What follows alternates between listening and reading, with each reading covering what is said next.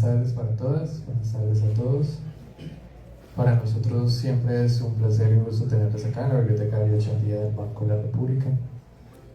Nos encanta recibirles en estos espacios, especialmente porque esta también es una oportunidad que siempre tenemos para invitarlos a que conozcan nuestros servicios, esos cuales servicios están dispuestos para diferentes públicos, todas nuestras programaciones culturales, los espacios bibliotecarios, nuestra sala de exposiciones, nuestra sala de música y por supuesto este laboratorio. Entonces siempre que esta sea una oportunidad para reiterarles y agradecerles por estar acá, pero para reiterarles que este es un espacio de encuentro y es para nosotros muy grato.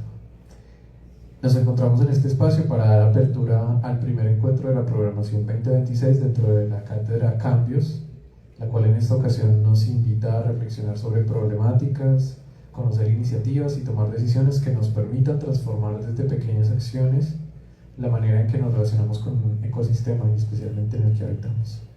En este sentido, y haciendo la lectura de un contexto, encontramos que hablar de la gestión de los residuos que generamos día a día es una problemática real y que es visible de manera muy evidente en nuestra ciudad.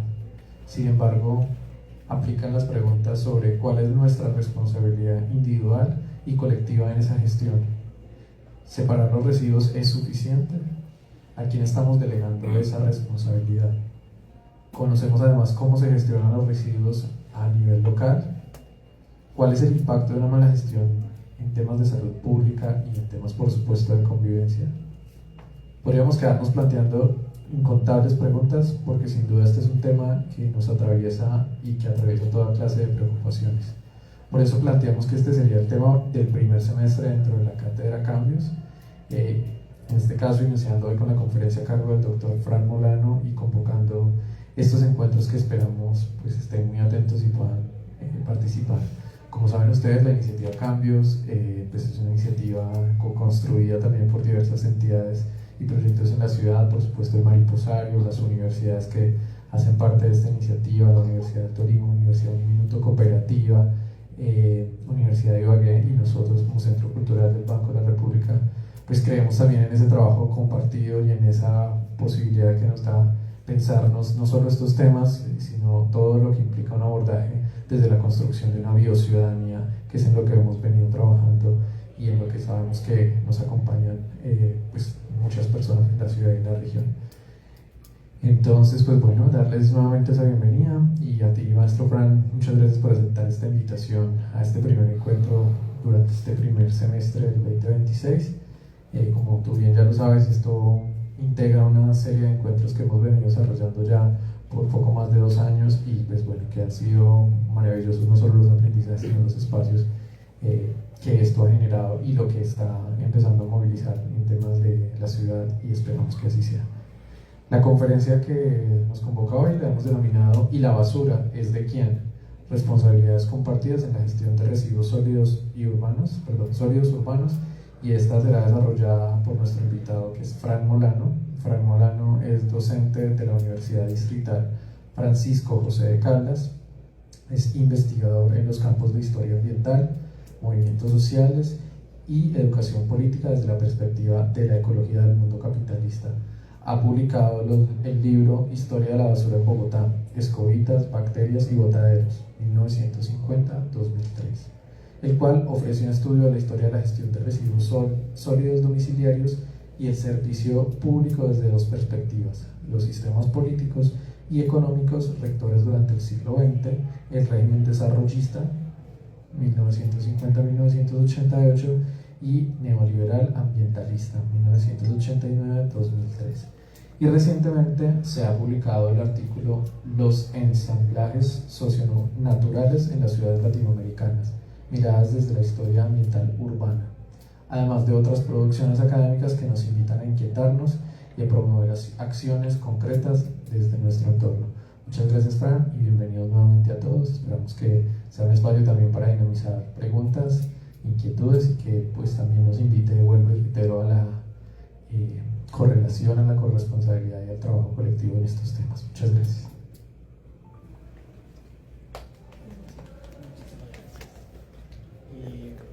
Bueno, muchísimas gracias de verdad a la iniciativa que convoca esta tarde. me llama mucho la atención que articula iniciativas y tejidos sociales, socioambientales aquí en la ciudad de Ibagué, en donde tanto la institución del banco como los procesos sociales, ambientales, de personas, de estudiantes, de profesores, de activistas, se dan cita y nos permiten problematizar estos presentes complejos. Es porque este es un asunto que lo estamos discutiendo en todas las ciudades del planeta. O sea, ¿qué hacemos con los residuos? De hecho, es la categoría esta que surgió, que llaman, que ya no estamos en el Holoceno, la etapa geológica, o viene del Antropoceno, o como lo quieran llamar, a Capitaloceno. Tiene que ver con que la huella humana es hoy día una huella es una huella geológica. Ya hoy tenemos, y lo que yo encontré, y sé que aquí en Ibagué también, lo que yo encontré es que gran parte de los suelos de las ciudades están hechos de residuos. O sea, es una categoría de los geólogos, ¿no? Y tenemos hoy infraestructuras en el mundo como los rellenos sanitarios que ya son captables, son como una marca del planeta, como la muralla china en una época. No, hoy día hay rellenos sanitarios tan grandes que desde la luna o más cerca aquí se pueden visualizar. O sea, nuestra huella, claro que no es la misma. Yo siempre le digo a mis estudiantes, la huella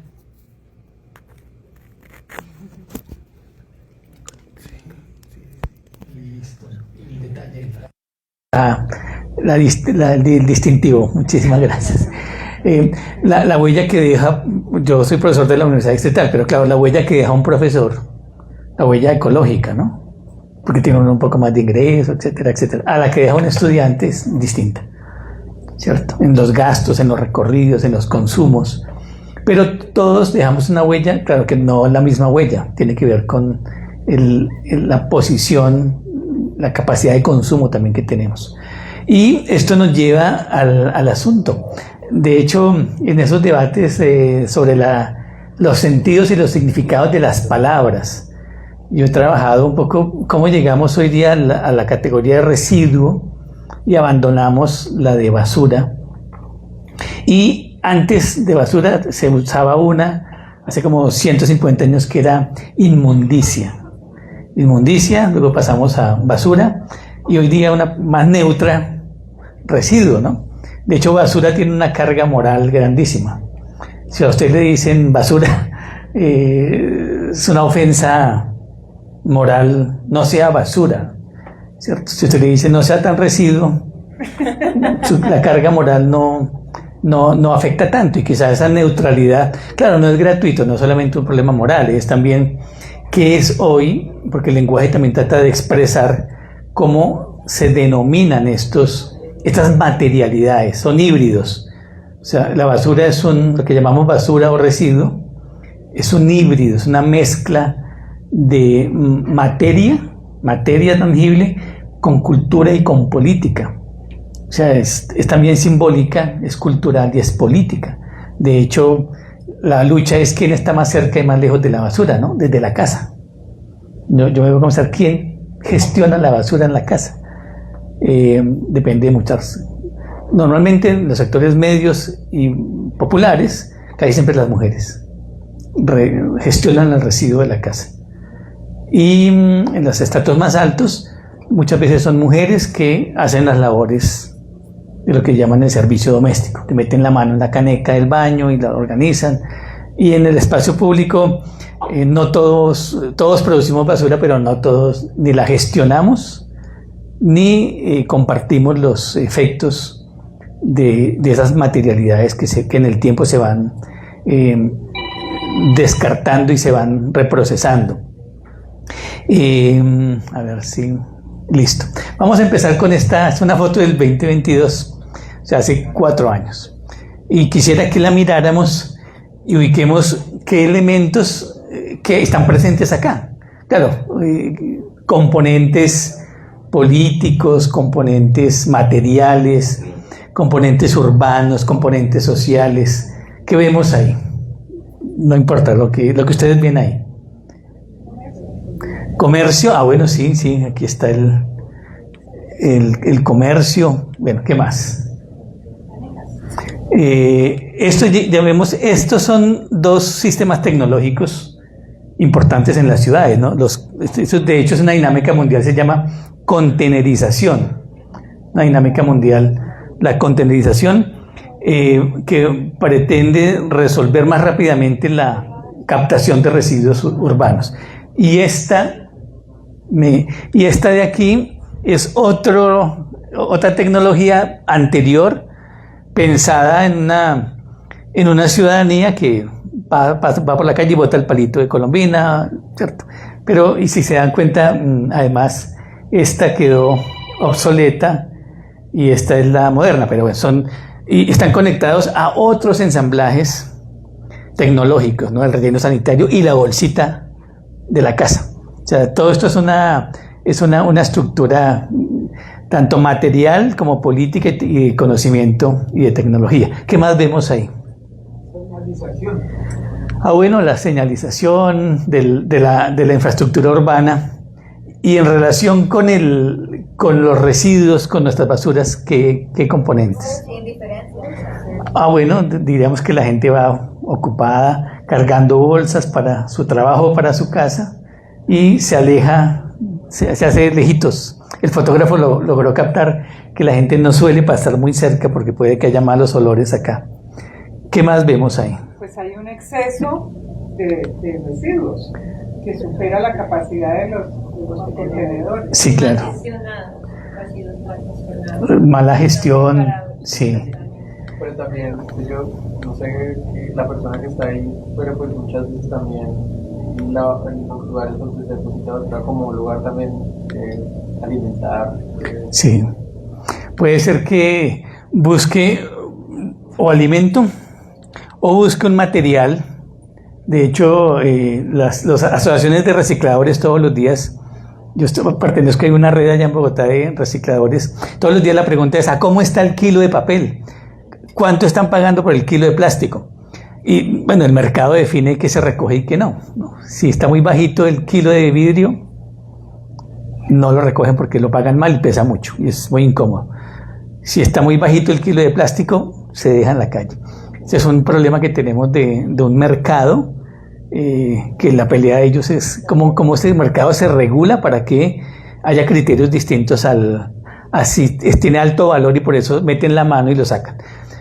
Pero es una persona además que es distinta, que puede generar miedo, ¿cierto? Puede ser tachado de que está haciendo más basura, pero tiene una ciudadanía en los márgenes, está en la marginalidad, casi que no accede a la ciudadanía como los demás, ¿cierto? Y los demás pues están consumiendo, y aquí vemos ya cuando uno se acerca a la materialidad, hay unos vasitos del tinto, mañanero, y copor, seguramente también restaurantes cercanos que producen mucho, porque tiene que ver con algo también interesante. Sociedades que tienen mayor nivel de ingreso, o sea, si aumenta el ingreso, aumenta el residuo. En el esquema actual, ¿no? Puede cambiar. Porque ¿qué implica? Que yo ya no preparo almuerzo en la casa, sino que salgo al restaurante, o bueno, porque no tengo tiempo, lo que sea. Pero la tendencia es que en las ciudades de más alto ingreso, una ciudad como Bogotá produce en el día, yo calculo, 11.000 toneladas de basuras. Ibagué produce, dicen que 400, 500 toneladas. Hace un siglo, hace 1912, el primer cálculo que se hizo en Bogotá, un habitante de la ciudad producía 300 gramos de residuos. Hoy un habitante produce 1 kilo, o sea, tiene que ver con los cambios en la sociedad, de eso vamos a hablar un poco. Pero me interesa que tengamos esta imagen porque sobre ella vamos a volver, ¿no? Para pensar cómo históricamente llegamos aquí, a un tipo de sociedad global cuya principal huella ecológica es la generación de residuos a nivel mundial. De hecho, este es un planeta con una marca por el residuo contemporáneo, como nunca antes. Porque claro, si uno mira ciudades como Ibagué, como Bogotá, los residuos también son materialidades que van cambiando. Esto no existía hace 70 años. Mi infancia fue en los años 70. Y yo recuerdo que el plástico no era de uso cotidiano. De hecho, en la caneca de la casa no había una bolsa plástica. Se tapaba con papel periódico y en el papel periódico ¿qué se echaba? ¿Qué echábamos? Poco residuo de las cocinas. Porque aún hace, 50, 40 años, gran parte de los residuos de las cocinas se convertían en algo que en las ciudades todavía, no sé, muchos quizás la hayan tenido la experiencia, llamadas lavasas. Aguamasa le decíamos. Aguamasa, lavasa. Y había unos intercambios espontáneos con comunidades semirurales que nos daban a cambio frutas, uchuvas, brevas, a cambio de la aguamasa o de la lavaza para los cerdos de las ciudades o para las ovejas. Y entonces eso no iba nunca a la caneca, ni los restos de comida. ¿Qué iba a la caneca? Algo de papel periódico, cuando todavía no estaba el papel higiénico. Papel periódico, huesos, ni los huesos. Yo recuerdo mucho que ni los huesos, porque los huesos, los niños del barrio recolectábamos hueso y los vendíamos por kilos, porque de los huesos se fabricaba abono, y alimento para aves. Se trituran los huesos. Hoy día los huesos van a los botaderos. Y cuando un hueso está encapsulado con pilas, con baterías, con metales, con latas, con plástico, eso jamás se descompone. Hoy día los rellenos no son descomponedores, son momificadores, o sea, perduran en el tiempo, alteran la temporalidad de descomposición, o sea, no le crean a las bacterias un trabajo mayor al que tendría una bacteria normal descomponiendo materialidad, porque es un cóctel altamente tóxico que no sabemos. Cuando usted mezcla cosas no sabe. Por separado podemos calcular que un plástico demora 150 años, que un icopor demora no sé cuánto, pero cuando eso está mezclado, las temporalidades de esas materias se alteran. Y eso es tremendamente complicado. Entonces decía que tengamos esto en cuenta. Bueno, aquí está parte de la discordia, está la ciudadanía. Entonces hablábamos ahora con el gerente que solemos caer en el debate de la culpa, ¿no? ¿Quién tuvo la culpa? ¿Interaseo o la baja calidad de la ciudadanía? ¿La falta de ciudadanía o la gestión?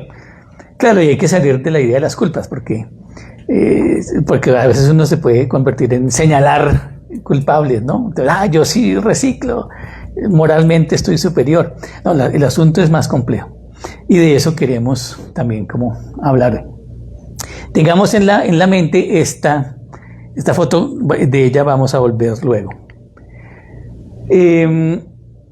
Listo. Entonces estaba diciendo que ¿qué vemos que nos incomoda? Claro, nos incomoda el desorden, la idea de que hay una amenaza ahí y hay una impureza. Pero mire que son categorías mentales y culturales, que es el orden, que es lo seguridad y que es lo puro. Y hay filosofías que explican esto. Grandes teorías filosóficas y culturales. Hay una antropóloga muy reconocida, Mary Douglas, que nos dice qué es la basura. Y ahí se tiene una definición esta: basura es materia fuera de lugar. Materia fuera de lugar es una categoría que es interesante, pero es complicada, porque no solamente es materia fuera de lugar. Algo así que si yo me estoy comiendo aquí un helado, mientras esté en mi lengua, está bien, pero si se me llega a caer a la camisa del helado, el lugar ya es inapropiado. Entonces ahí se convierte en un problema. O si se me cae al piso el pedazo de helado, está fuera de lugar. Pero que sea basura fuera de lugar sobre todo en las ciudades es importante, porque es cierto, ese amontonamiento de basura, si no es bien tramitado, va a ir a la alcantarilla, va a tapar y le va a crear problema a 2 habitantes urbanos que son amigos, que son, por un lado, las bacterias, claro, y las ratas. Las ratas, de hecho, hoy en el mundo hay una campaña de paz con las ratas. Se llama Paz Urbana con las ratas. Las ratas son parte de la historia de las ciudades. Han convivido con nosotros, curiosamente, antes que los perros y los gatos. Los perros llevan con nosotros 10.000 años. Las ratas llevan mucho más. Y curiosamente que nos tenemos mutuamente pánico. Pero ninguna especie está de sobra en el planeta. O sea, es una pregunta para los estudiantes. ¿Y cuál es la función ecológica de la rata urbana, del roedor urbano? ¿Cuál es? ¿Para qué sirve? Y miren lo que se les ha hecho, ¿no? Envenenado, asfixiado, atrapado, apaleado, quemado. Ahora están esas trampas de pegarlas ahí que quedan adheridas y se mueren de hambre y desesperación. Y no se ha podido exterminarlas. Y no se pueden exterminar porque ellas viven tranquilas. Bueno, hay 2 tipos de ratas. Eso es como dicen, es un dato coctelero. Hay unas ratas trepadoras que viven en los techos y los árboles, y hay unas ratas de alcantarilla. La rata de alcantarilla, sobre todo en todas las ciudades del mundo, ha migrado, es el verdadero ciudadano del mundo. Ellas son las verdaderas ciudadanas. Su función es destapar las cañerías. Su función es tragarse y procesar el excremento humano. O sea, parece algo asqueroso, pero sin ellas, o sea, es decir, toda ciudad requiere una cantidad de ratas razonables. O sea, necesitamos que estén las ratas ahí. El lío, si se llegan a acabar de la ciudad, colapsa el alcantarillado. Colapsa. Pero sí hay mucha abundancia. ¿Por qué hay abundancia? Por regueros como esos.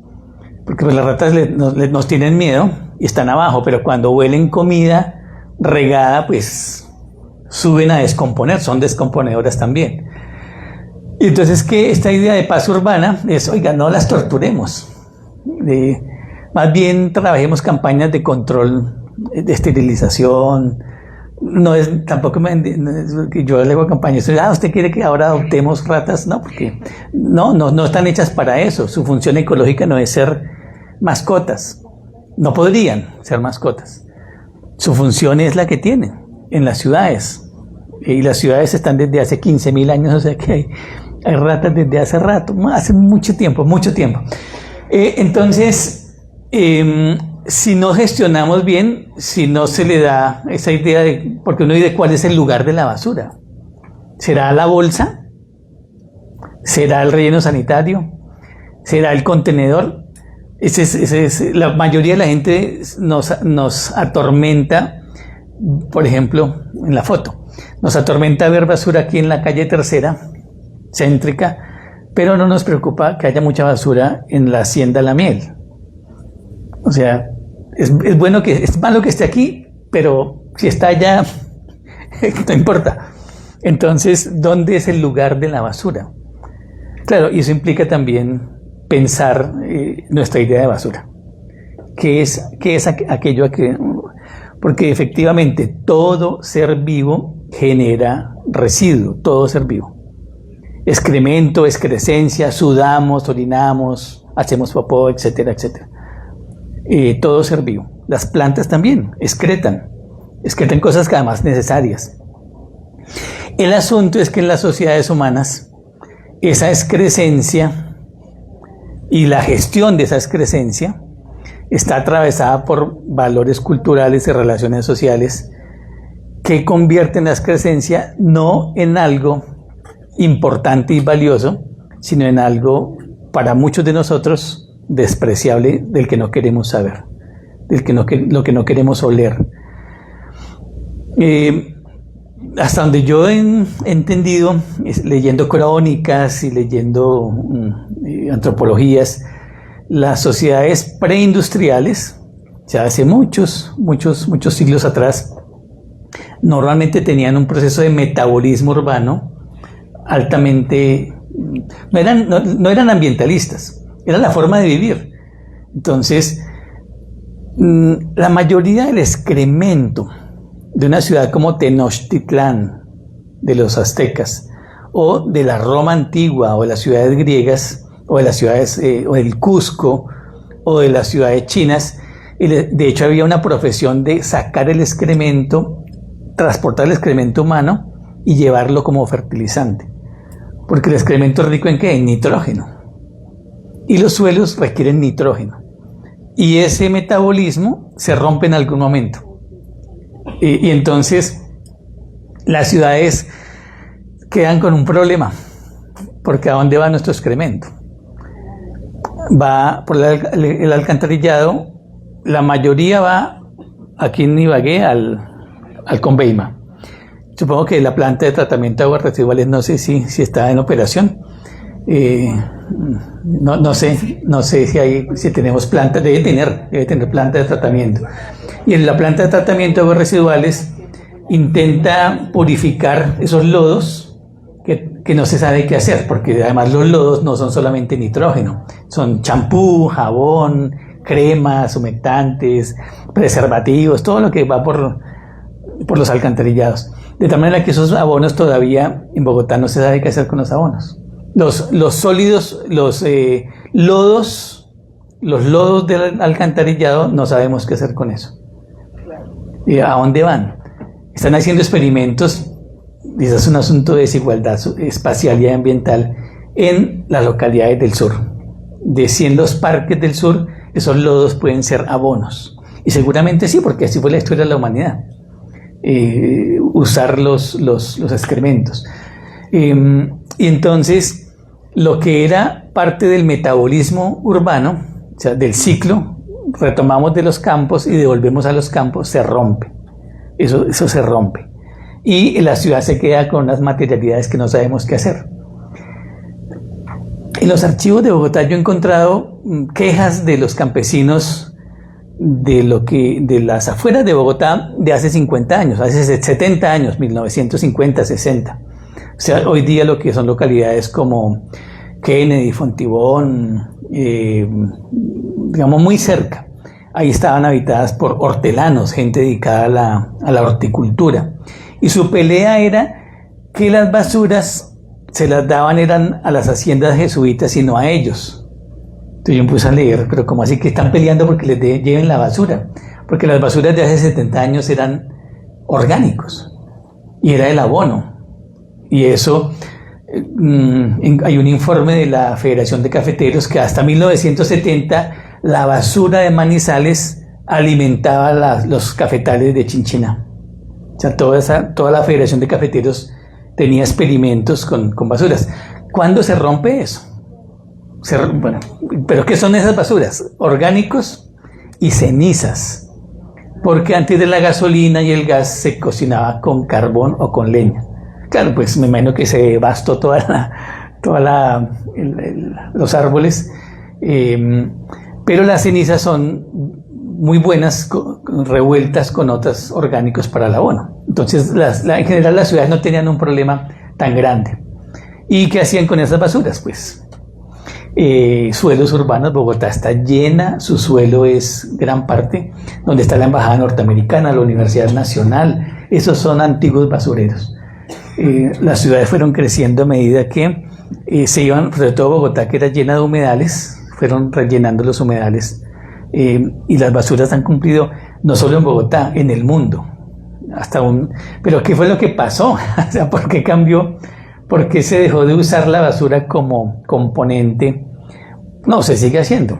Aquí tenemos el proceso paquero y se sigue trabajando, recuperando, o sea, evitando prolongando el ciclo de utilidad de la materia orgánica, haciéndola.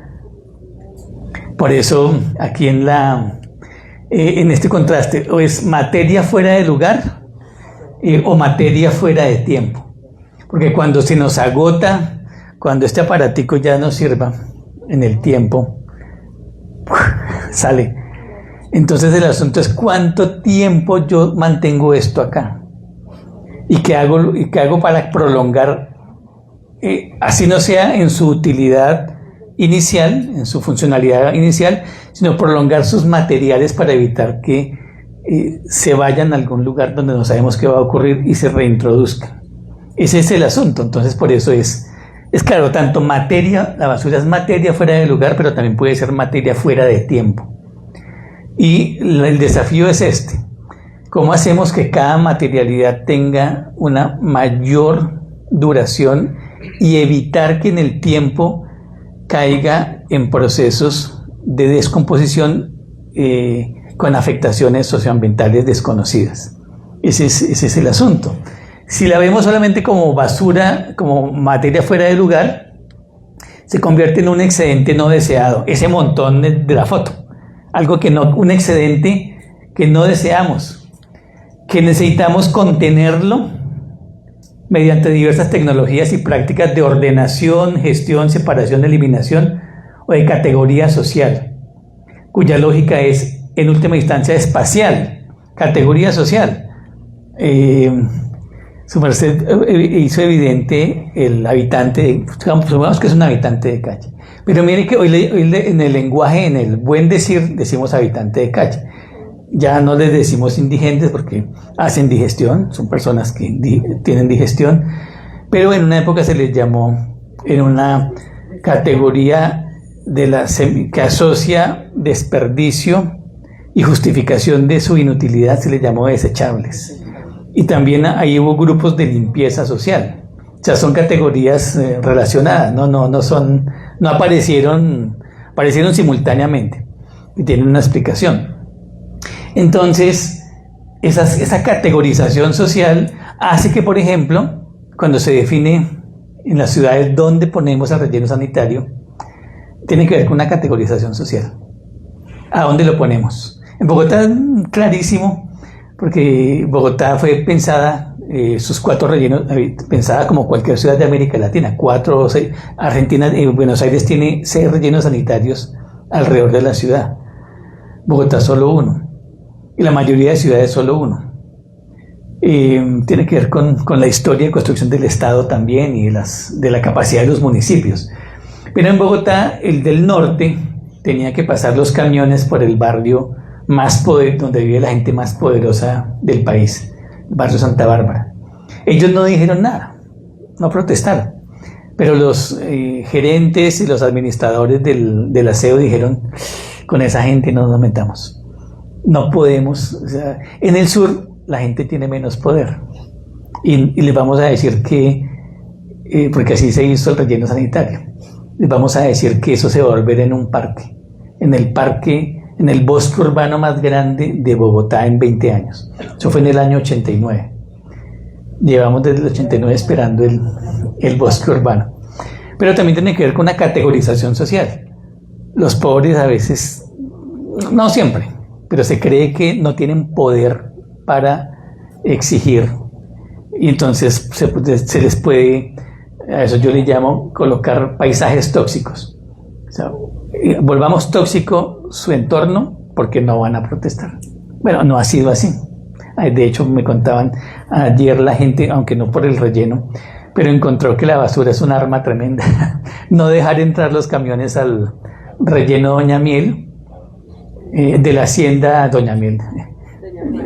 No, aquí, el relleno sanitario de La Miel, la gente encontró que no dejar entrar los camiones es un arma poderosa y obligó a la administración a sentarse a discutir las tarifas del predial, no sé si era. Entonces, esto es lo que implica de asumir la materialidad fuera del lugar, que nos pone la pregunta: entonces, ¿cuál es el lugar? ¿Cuál es el lugar? ¿Debe haber un lugar para los residuos? La respuesta uno diría, pues no, es que debemos intentar que las materialidades no terminen en los botaderos.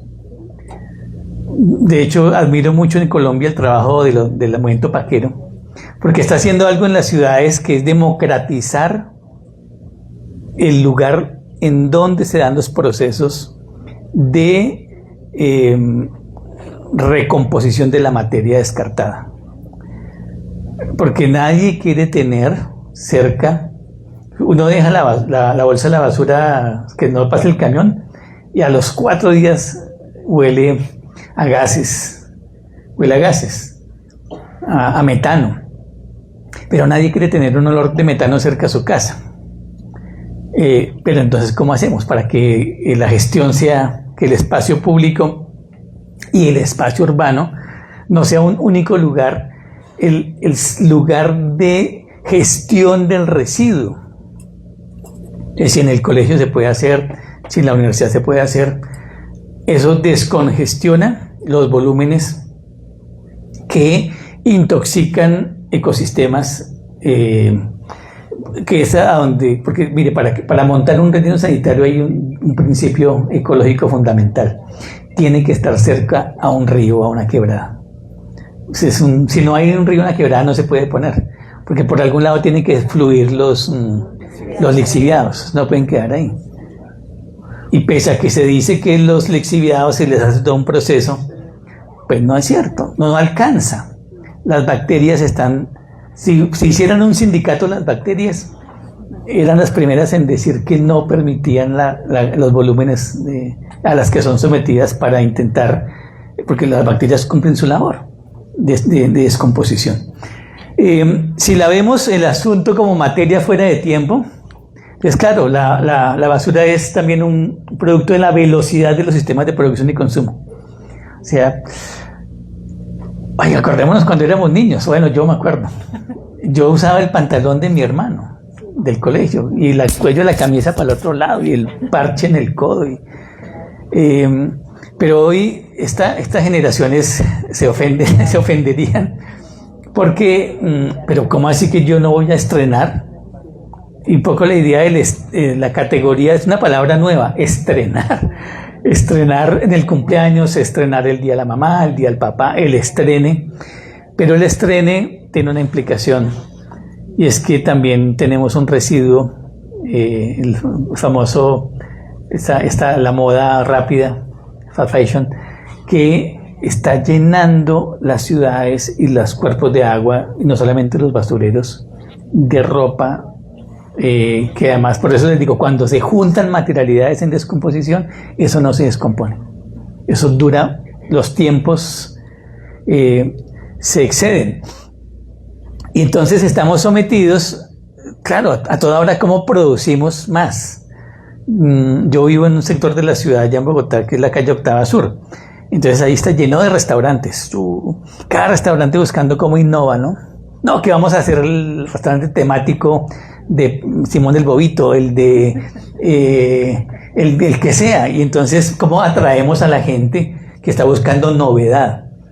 Y eso implica la innovación, producir a veces cosas tontas, que no solo comida, sino lleno de cartones, icopores, plásticos de un solo uso, que no tienen alternativa, y que cuando el restaurante se ve colapsado, porque va tanta gente, porque curiosamente Colombia ha mejorado el ingreso, hemos mejorado el ingreso. Entonces los restaurantes se llenan de cantidades de residuos, o los centros comerciales, pues ¿qué hacen? Muchos acuden a prácticas ilegales. Venga, le paga usted a un habitante de calle, toma 5.000 pesos y bóteme esto por allá. Lo que hacemos cuando hacemos una obra de construcción en la casa, porque también eso hay que pensarlo. Los aceites, el escombro, y el escombro es gravísimo. El escombro, mire esto: Bogotá produce 11.000 toneladas diarias de residuos domésticos, pero de escombros, la ciudad cada día produce 35.000 toneladas de escombros, porque la ciudad todos los días se está desbaratando y se está reconstruyendo. O sea, todos los días hay alguien que está tumbando la pared para ampliar la ventana, está modificando el baño, más las obras de la ciudad, ¿no? Que el metro, que el Transmilenio. Entonces, y esos escombros no sabemos, aquí habría que hacerle estudio en Ibagué, no sabemos a dónde van. Van a la cuenca del río Tunjuelo, porque como se saca de allá todo el material para hacer concreto para las avenidas, y quedan esos huecos en las canteras, allá vuelven Pero un escombro va con todo esto, ¿no? Va a la pared, entonces se tumba metales pesados, químicos, y no hay ningún estudio ambiental que nos diga qué impactos se está teniendo en el largo plazo en el subsuelo de la cuenca del Tunjuelo el enterramiento descontrolado de materiales pesados, asbesto, químicos, no sabemos. Y es un asunto, como no huele, como no huele, el material de construcción no tiene un olor como el lixiviado, pero sus propios lixiviados los desconocemos. Ese es un tema. La vez pasada que tuvimos una audiencia en el Congreso, yo les decía que en Bogotá eso hay que pensarlo porque es un volumen diario altísimo. Bueno, y entonces el asunto es que sometidos a la velocidad de los sistemas de producción y consumo, el tiempo que le damos valor a las cosas. Entonces usted sale el 31 con sus hijos a cantar Triqui Triqui Halloween. Triqui Triqui Halloween. Bueno, las canciones quiero paz, quiero amor, quiero dulces, por favor. Entonces usted coge el dulce, ¿cierto? Mientras usted lo tiene en su mano, en su espacio, eso es un asunto de la heideggeriano, de la filosofía. Es importante mientras está con el empaque plástico, contiene el dulce. Está en su horizonte de trascendencia. Se come el dulce. Inmediatamente lo que era trascendental porque le protegía el dulce se convierte automáticamente en, ¿ahora qué hago con esto? ¿Qué hago con esto? Algo que era importantísimo se convierte en un problema. Y entonces, ¿eso qué le implica? Me demoro 40 segundos a buscar una caneca y lo dejo. 40 segundos que usted lo piensa 2 veces. 40 segundos y se me va la novia adelante. 40 segundos y la mascota se sale corriendo. ¿Qué suele hacer la gente? Que es un asunto filosófico. Eso que era importante, que estaba en el horizonte de permanencia, de trascendencia, se convierte en intrascendente y se convierte en obstáculo. Y sin ningún rubor solemos a la calle. A paso y escobitas que lo recojan. Pero esto que se hace así, o sea, como en segundos, porque alguna gente lo guarda en el bolsillo, me voy para la casa, pero no todo el mundo hace eso. Pero porque hay un asunto de constitución de esta conexión. Oye, yo voy a traer a mis estudiantes al evento de biociudadanía para que aprendamos. Acá me invitan, por favor. El otro semestre tengo un seminario de problemas ambientales y me parece una categoría más poderosa que ciudadanía ambiental, la biociudadanía. Esa desconexión no solamente con la ciudad, sino con el planeta, porque no hay magnitud en el pensamiento de qué implica ese pequeño acto. Parece intrascendente. Se me cayó el papelito. O sea, eso tiene una implicación no solamente para la calle, para el planeta, de acelerar, mientras que esto deja de tener este empaque del dulce, ¿no? Deja de tener importancia, desaparece de mi espacio trascendental. No hay magnitud. Ya, listo. A la vez estamos acelerando procesos que están encontrando los científicos hoy. La geología del planeta, las rocas tienen un componente de microplástico ya incorporado. El cuerpo humano tiene un componente de microplástico. ¿Y eso qué ha generado? En los hombres, infertilidad, ¿cierto? Bueno, además que está bajando la tasa de natalidad en el mundo, pero susceptibilidad a nuevas enfermedades, porque ya el plástico hace parte de nuestros sistemas biológicos. Y para el planeta, la magnitud de residuos planetarios, entonces, descontrola los ciclos planetarios, que de por sí ya son complicados, ¿no? Acelera fenómenos como el del Niño, que eran cada 7 u 8 años, ahora son impredecibles. Aparece la nueva categoría frente frío, pero como en el planeta todo está conectado, o sea, la geología con la atmósfera, con los ríos, con los animales, todo está absolutamente conectado. Al incorporar al planeta, porque es que el petróleo estaba abajo, y luego lo sacamos y lo ponemos a circular en todo el planeta, en múltiples formas, y eso está alterando. Entonces es muy complicado porque parece un acto sin ninguna trascendencia. ¿Qué problema hay? Se me cayó el papelito, ya, se me cayó el plástico. Pues sí tiene un problema, porque es esa pequeña acción, que es un asunto de dedicarle tiempo a qué hago yo con este material. Y alternativas las hay, ya ahora hablaremos de eso. Entonces tenemos estas dos opciones, ¿no? Pero igual, materia fuera de lugar, siempre vamos a estar preguntándonos ¿dónde ponemos? ¿Dónde ponemos? Contenedores, tecnologías, o un ejercicio de tiempo, separación en la fuente. Y eso implica tiempo. Y estoy seguro que si hacemos una encuesta aquí, nos arrojaría. Usted se toma unas cervezas el fin de semana con su parche en la casa y arroja una cantidad de latas, ¿cierto? Si se toman en lata.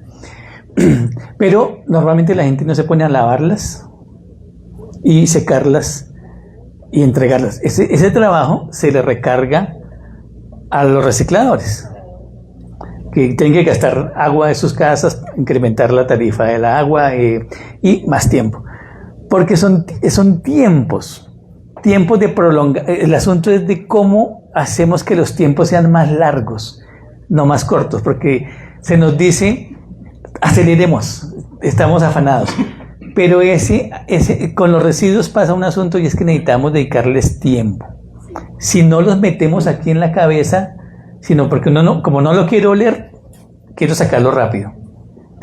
Pero si no los incorporamos al pensamiento y los volvemos importantes, pues no les vamos a dedicar tiempo.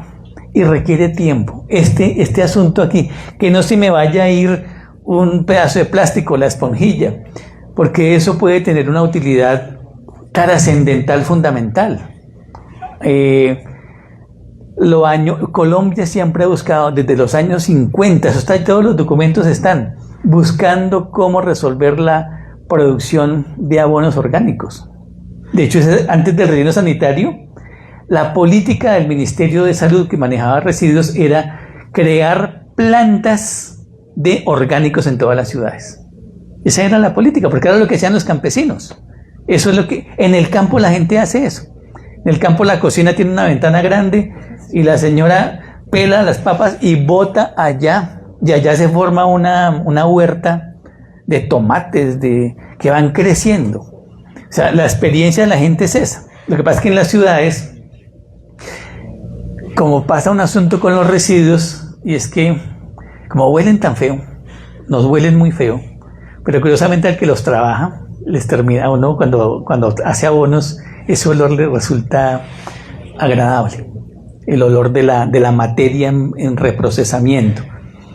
A una gente le ofende, a otra gente le parece, pero el asunto es que eso sí requiere tiempo, o sea, requiere que no se convierta en materia fuera de tiempo, sino requiere un ejercicio de dedicación, de paciencia, pero también en serio, de afecto, de invertir afecto en ese trabajo. Claro, y no depende de uno solo. Porque, claro, a mí me dicen los estudiantes, profe, pero ¿para qué separamos? ¿De qué sirve separar si el camión se lleva todo y a qué hora? Puede que sí.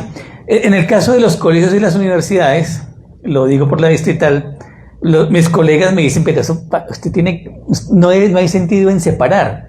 Le digo, sí hay sentido. Aquí todos los viernes a la universidad vienen unas señoras recicladoras a llevarse el material, papel, cartón que producen los estudiantes y se los llevan para sus casas a separarlos. ¿Y en qué se encuentran allá?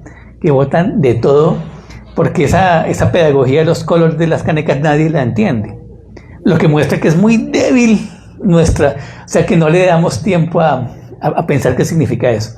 Entonces, y la gente termina creyendo, como es invisible, porque además ellas llegan de noche el viernes, pues los estudiantes están en rumba, no se dan cuenta que entran a la universidad mujeres, con las que se genera una gran desigualdad social y ambiental, porque tienen que llevarse los residuos de los estudiantes. Yo les digo, ustedes, oiga, tanto que hablan del cambio social y de transformación, pero en las prácticas cotidianas de solidaridad con mujeres populares que tienen que llevarse sus residuos a sus casas y limpiar lo que ustedes no fueron capaces de separar, pues ¿dónde está el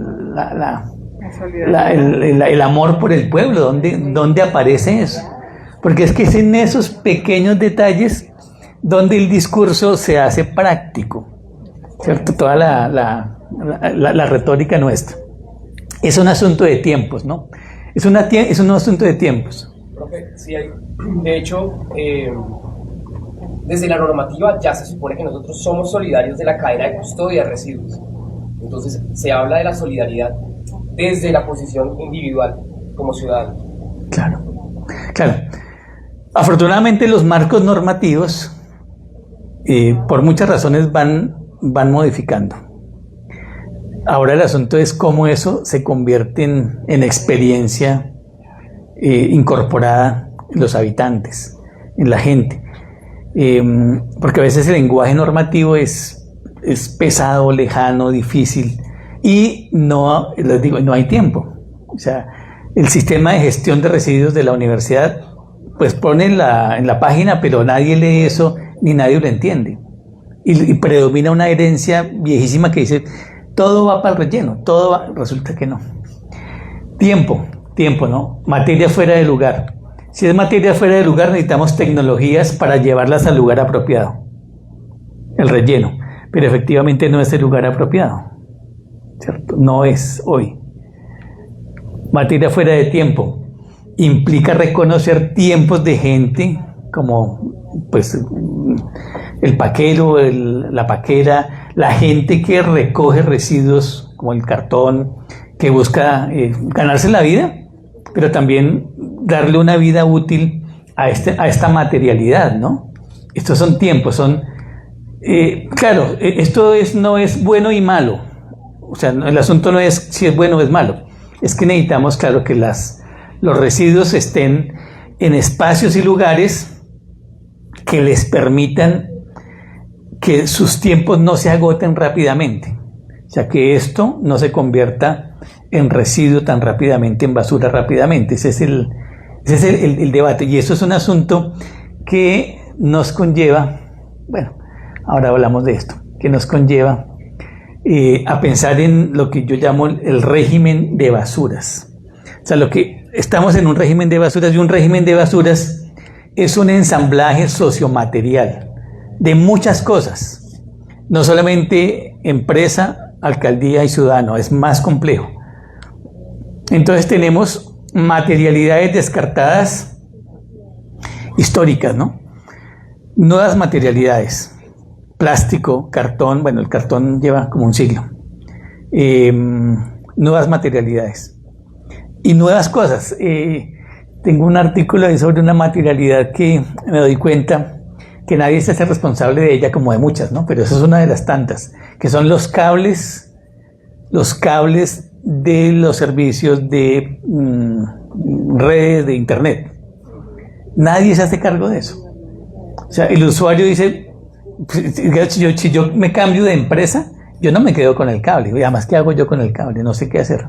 Y de hecho de eso que estás diciendo también hay otra parte complementaria y es en Colombia claro. No tenemos la cultura de reciclaje celular, ni siquiera los que lo arreglan. Entonces uno va al lugar y encuentra el señor con una cantidad de celulares viejos, los cables de la casa que ya no nos sirven. ¿A dónde van? A la basura. Claro. O sea, el país tiene un problema de residuos tecnológicos. De hecho, ¿a dónde van? A un circuito global de tráfico que lleva eso al África. O aquí, ¿qué se hace? Si tiene algún valor de cobre, pues lo queman lo queman para sacar, y eso es terrible, la quemazón de plástico que para sacar el cobre como dicen, para pelar el cobre. Entonces, estas materialidades son, claro, son muy importantes entenderlas y conocerlas para prolongarlas en el tiempo. Pero esto está relacionado, por ejemplo, con sistemas tecnológicos, ¿no? Aquí Colombia ha experimentado varios sistemas tecnológicos. En la incineración, Bogotá incineró basuras. De hecho, el que inauguró el horno crematorio fue Gaitán. Y la idea era que el horno crematorio de Bogotá alimentara el tranvía.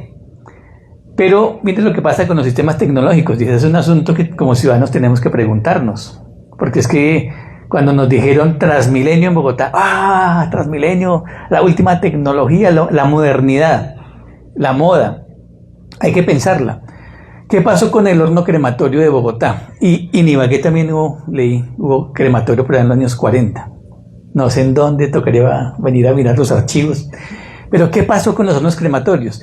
Las tecnologías surgen en contextos socioculturales y materiales distintos.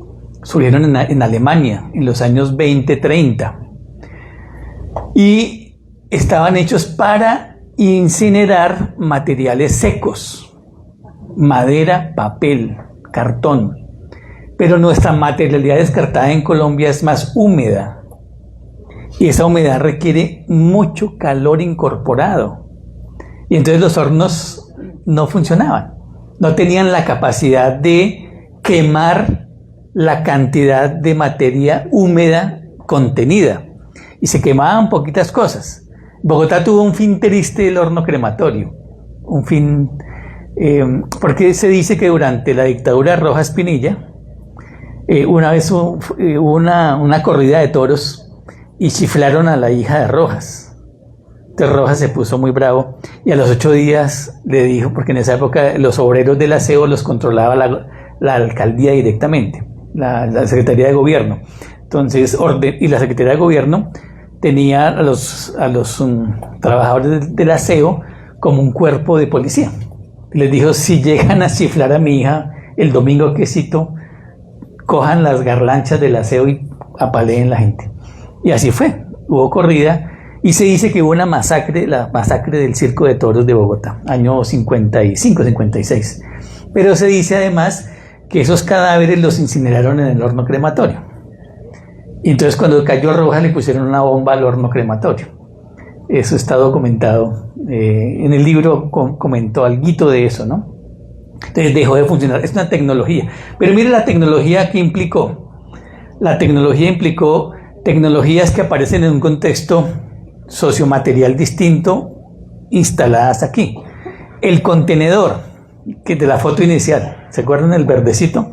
Una tecnología que surge en España. Surge en España en ciudades de estaciones, ciudades con otras tradiciones, ciudades que no tienen habitante de calle en el tamaño que tenemos en América Latina.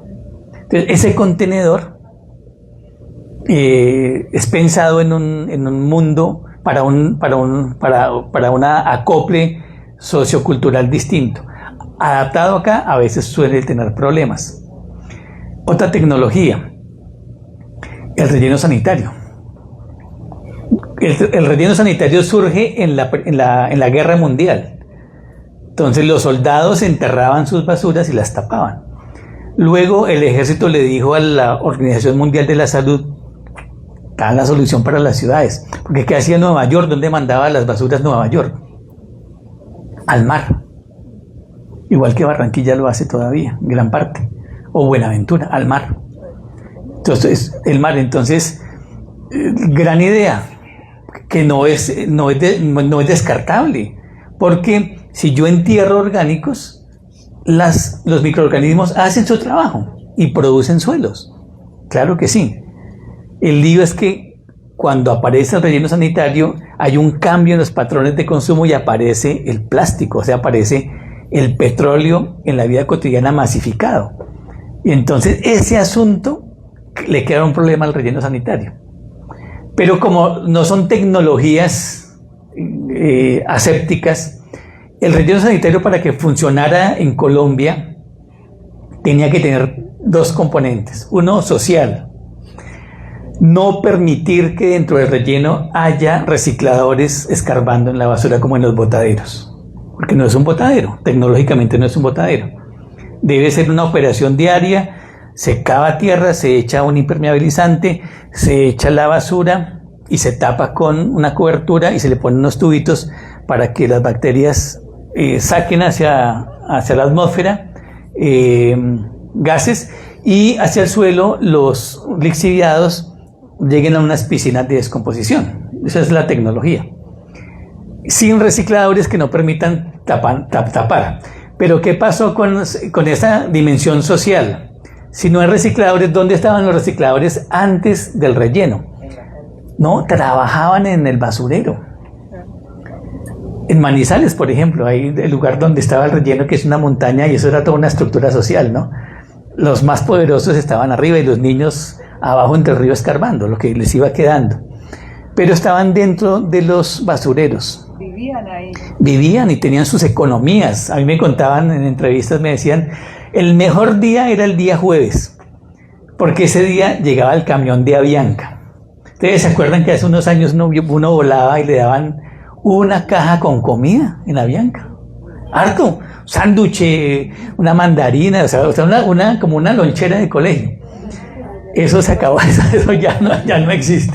Pero como mucha gente la abría y se comía la mandarina y dejaba todo ahí, pues eso no se reutilizaba, eso iba para el botadero. Y los recicladores sabían que llegaba el jueves, todo el mundo esperando, porque llevaban 20, 30 de esas loncheras para la casa.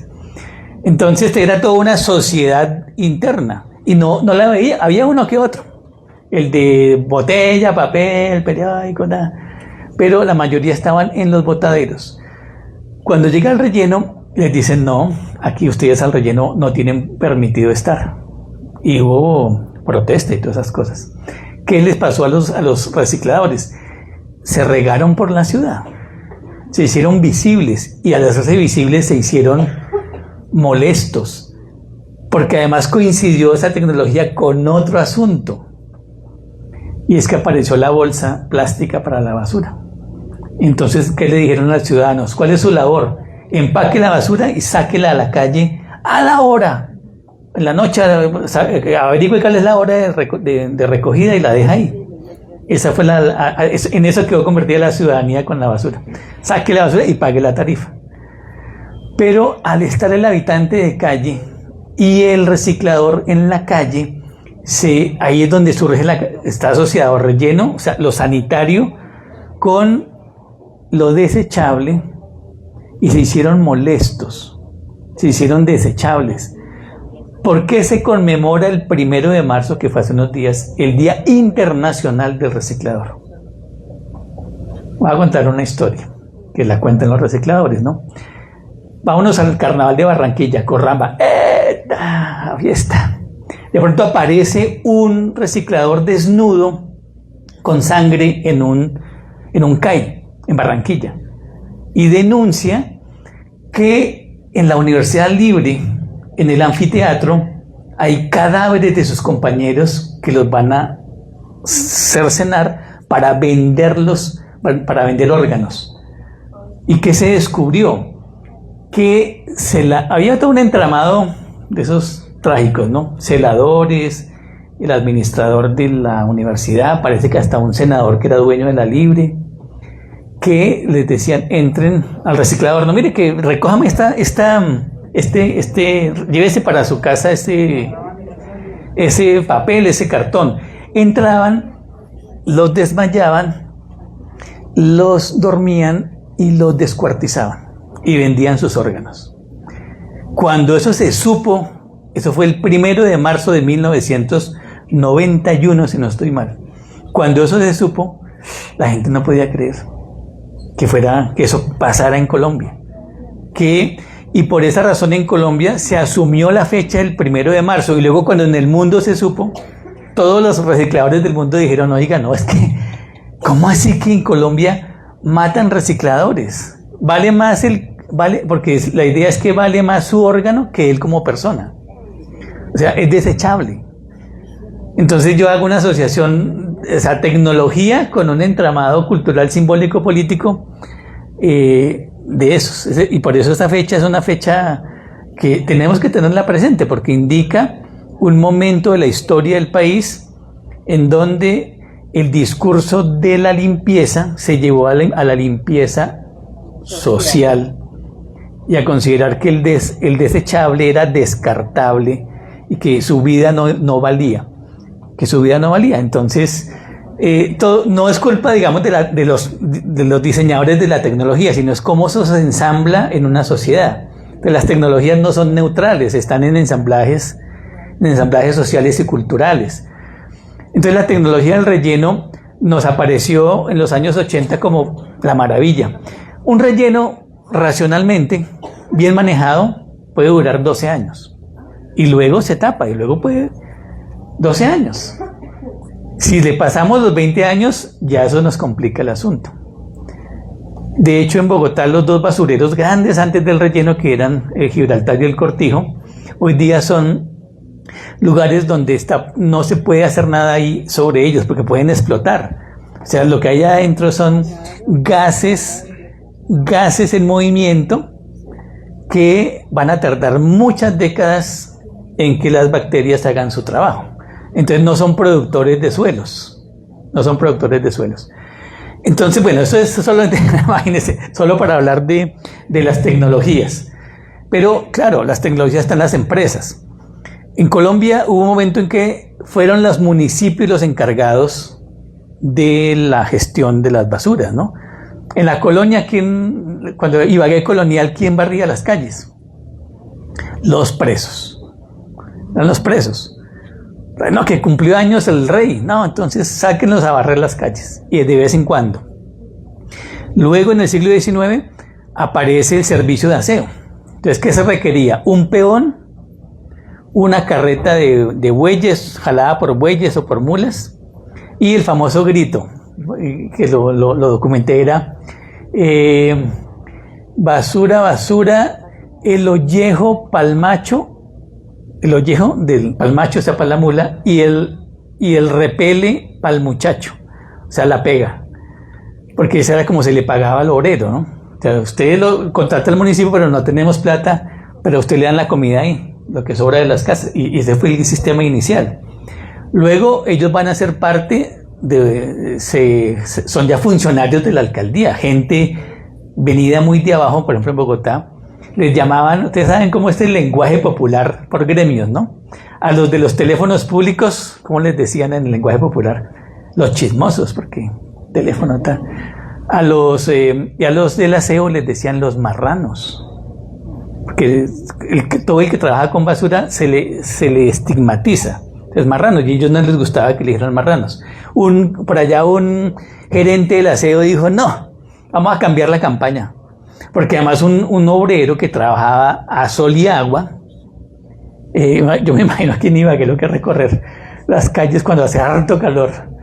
Uy, no, eso debe ser muy duro. Entonces ellos llegaban a la tienda, hermano, llévese este costal, y tomamos su cerveza. Llegaban borrachos, todo el día dando cerveza a la borracha. Tenían una mala imagen, ¿no?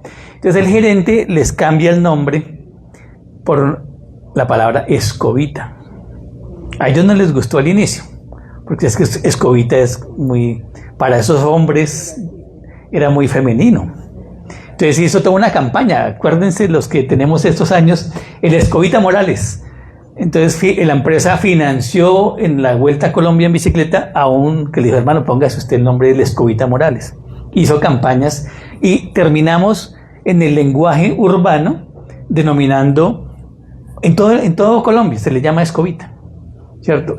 Además eran poderosos, eran tan poderosos como la gente allá del barrio de La Miel, porque cuando hacían una huelga los escobitas, la ciudad quedaba, porque ellos encontraban que la basura es una materia altamente complicada, o sea, es poderosa.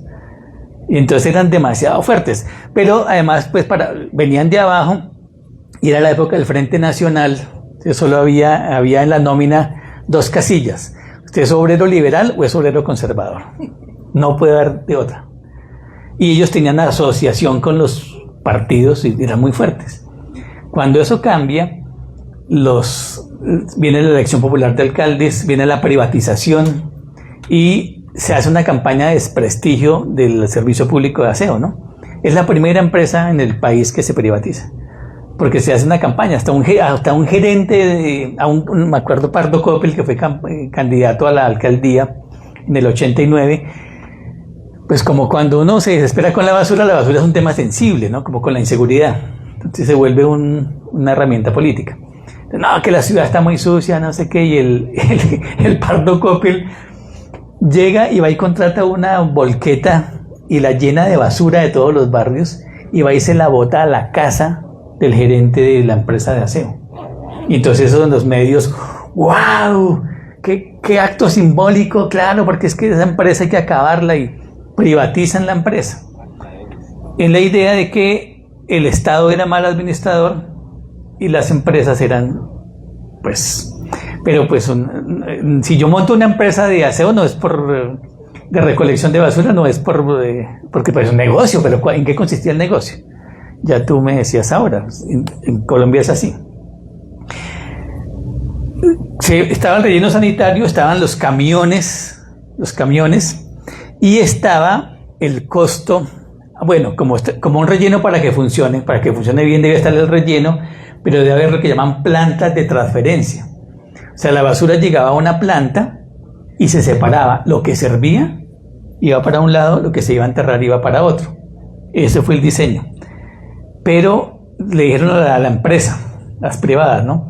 Si ustedes llevan a la planta de transferencia, les pagamos 11.000 pesos, tonelada. Si la llevan directo al relleno, 13.000. Y no estoy mintiendo, están los contratos. ¿Usted qué hace como dueño de una empresa? Pues topa el relleno. Y si en el camino el del camión le echa unas piedras y le echa lo que sea, más peso. El negocio se volvió enterrar basuras. Y como se privatizó, en su etapa inicial era el Estado no sirve para nada, acabemos el Estado. Ni siquiera había una instancia reguladora. Entonces, no sé, de hecho, había una oficinita pequeñita de la UESP. Entonces, entraba a las 8 de la mañana y salía a las 6. Pero lo que pasaba entre las 6 de la tarde y las 8 de la mañana, lo que se enterró en el relleno, no sabemos qué se enterró, porque no había vigilancia. Y de hecho las tarifas las pusieron las empresas y se inventaban kilómetros y se inventaban toneladas y el Estado no era capaz de controlar. Entonces la función de regulación del Estado surgió con la privatización casi que inexistente. Es una deuda que tiene el Estado colombiano con la regulación. Entonces por eso no es un asunto solamente del sistema tecnológico, de la empresa de aseo, porque sí se privatiza, pero el Estado cumple su función que es regular, vigilancia y control. Porque el Estado se prohibió que él mismo hiciera la ejecución de la operación del aseo. La ciudadanía, nosotros. Cuando estaba la empresa pública, el ciudadano tenía más poder con el aseo. Porque hay una cosa que se llama el quejoso. Entonces, ¿a dónde protestaba el quejoso? Había una forma de protesta que era mandar una carta al periódico, el Tiempo. Y es que las quejas son poderosas. Y entonces el gerente de la IES leía que en el barrio La Pola no han recogido la basura. Inmediatamente llamaba, oiga, el camión, ¿qué pasó? ¿Qué tal? Que mire que los vecinos, que la acción comunal. Cuando eso se privatiza, la ciudadanía, es como usted tratar de salirse de una empresa de telefonía celular. Usted llama, es lo mismo. O sea, su voz queda... Entonces, usted carece de poder ante la empresa, el ciudadano como tal. Y su queja queda en una estadística. Tantas quejas. Pero el poder de la queja pierde. Entonces, ¿cuál es la función suya? Saque la basura y pague la tarifa. Que usted a veces ni siquiera sabe qué es lo que paga. Es tanta la separación con el residuo que no sabemos qué pagamos en la tarifa del aseo. O sea, ¿qué es lo que estamos pagando? La gente no sabe. De hecho, en Bogotá, como se cobraba en la tarifa del agua, entonces la gente decía, llegó muy caro el servicio de acueducto. No, lo más caro es el servicio de aseo. Es lo más caro. Pero la gente cree que es el acueducto. Y entonces, porque no hay tampoco una pedagogía de qué es ese artefacto llamado tarifa. Y de hecho, últimamente se le agregó ahí que uno le debe pagar por la labor de aprovechamiento que hacen los recicladores. Pero eso, digamos, la labor de control del Estado está mal. Está mal. O sea, no es fuerte el Estado en capacidad de control. Y casi siempre que hay pleito con la empresa, el Estado pierde. Mire lo que pasó con el Doña Juana. O sea, con esta tecnología del relleno sanitario. Por aquí está. El relleno es una montaña, no es un relleno, es una montaña. Es una montaña que se va acumulando en una zona rural. Los ingenieros colombianos sabían que se iba a caer el relleno el sábado 27 de octubre de 1997. Dijeron, se va a caer eso. Pero, ¿qué pasa en contratación pública? Si se firma el contrato, se cumple al pie de la letra, porque si el Estado incumple, el Estado paga, ¿no? Y entonces, ¿qué ocurría? Que se dieron cuenta, porque antes no sabían, que tanta basura acumulada genera esos lixiviados, que son un líquido espeso que cae directamente al río Tunjuelo. Entonces la CART dijo, no, Bogotá está incumpliendo, tiene que resolver eso. Y si no, el contrato obligó a la empresa que manejaba el relleno a no botar el lixiviado al río. Entonces no tenían alternativa. Lo único que dijeron, pues la única es, saquemos el lixiviado por mangueras como de las de apagar incendios y lo desinyectamos por la parte de arriba del relleno, y esa recirculación va haciendo que la basura se asiente y el lixiviado se va quedando atrapado. No pasó eso, porque como no se sabía cómo funcionaba un relleno del tamaño de Bogotá, de hecho fue un experimento internacional, vinieron ingenieros de todo el mundo a mirar, aprendieron mucho de ese desastre. Y entonces los ingenieros colombianos decían, se va a caer porque los lixiviados están soltando la basura. ¿Qué respuesta le dio la UASP? Les dijo que se caiga.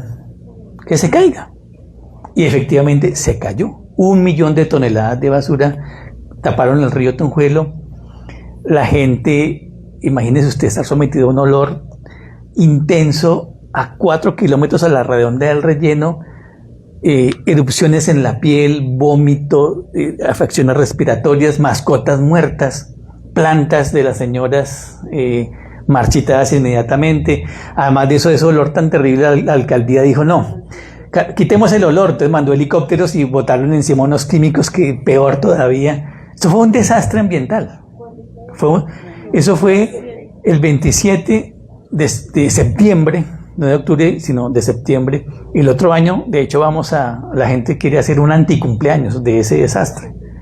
¿Sí? Entonces vamos a hacer allá con comunidades porque no se ha resuelto el problema del relleno.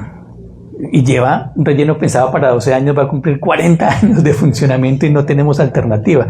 Entonces, solamente para decir que todas estas relaciones son relaciones altamente complejas. O sea, si usted modifica una, modifica las demás. Y entonces aquí el asunto es cómo modificamos esta red de relaciones de tal manera que que transitemos. O sea, no es simplemente decir vamos a basura cero, pero basura cero con los modelos actuales, con el tipo de ciudadanía que tenemos, pues simplemente queda la ley, pero en la práctica la gente sigue haciendo bolsa plástica. Porque además usted sabe, ¿no? Usted saca la bolsa plástica y una vez que está en la calle, ¿a quién le pertenece la bolsa? Al Estado. Si usted no está autorizado, usted está robando propiedad del Estado. Por eso los recicladores populares han tenido problemas, porque están robando propiedad del Estado sin autorización. El único autorizado es la empresa privada que tiene el contrato.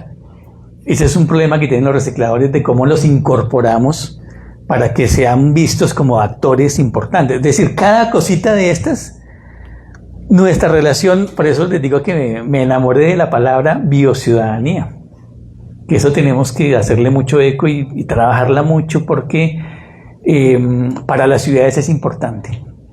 Y esto implica cosas como en política y en micropolítica de la basura, cómo salimos de esta esquizofrenia del capitalismo, que estamos obligados a producir y consumir.